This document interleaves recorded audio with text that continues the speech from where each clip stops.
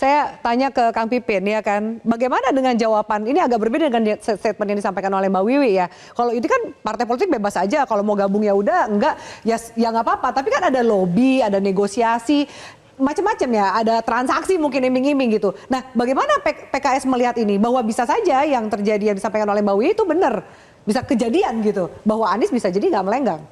Ya betul, dan kita sudah mengantisipasi itu sejak awal. Waktu Pilpres juga kita pernah mengalami pada titik itu. Dan saat ini di Pilkada, di berbagai daerah, bahwa calon dengan elektabilitas tinggi dan kemudian tidak mendapat rekom partai, sehingga melawan kotak kosong juga terjadi di berbagai daerah. Mungkin tidak naik saja di media saat ini.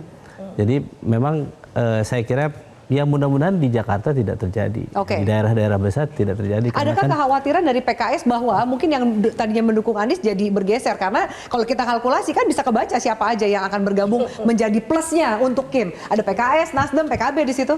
Betul, PDIP? Dan kami sangat berharap bahwa setiap partai itu secara sadar punya otoritas, punya kedaulatan untuk memutuskan siapa yang akan dicalonkan. Dan saya kira ketika kita berusaha sejak awal, kenapa kita memutuskan misalnya mengusung Pak Anies dengan Pak Sohibul Iman, kami sebetulnya khawatir terjadi seperti dulu, ya, bahwa di akhir-akhir baru keputusan, akhirnya calon yang kita tawarkan tidak lanjut misalnya. Dan politik sejak dini ini yang kita ingin supaya masyarakat tahu bahwa ini calon yang akan kita usung, prestasinya, kinerjanya, rekam jejaknya, rekam gagasan dan sebagainya. Sehingga bagi kami masyarakat yang harus diuntungkan dalam proses pilkada ini.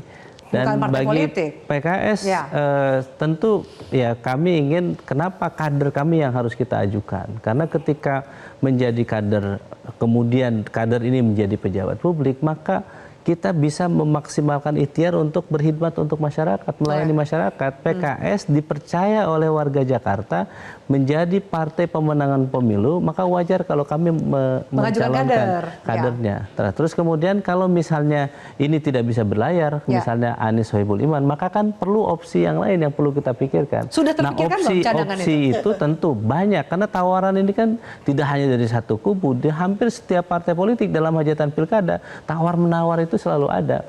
Nah, tetapi kan yang prioritas pertamanya adalah tadi, kami sudah berikhtiar, memaksimalkan ikhtiar. Pak Saihu sudah ketemu Pak Surya Paloh ke Nasdem tawar.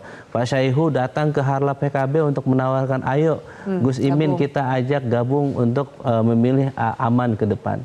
Dan kemudian sampai saat ini belum ada, dan kemudian Pak Anies kita juga sampaikan, Pak Anies ini luar biasa, tokoh calon gubernur yang secara khusus di-endorse oleh Presiden PKS supaya mendapatkan pasangan koalisi begitu.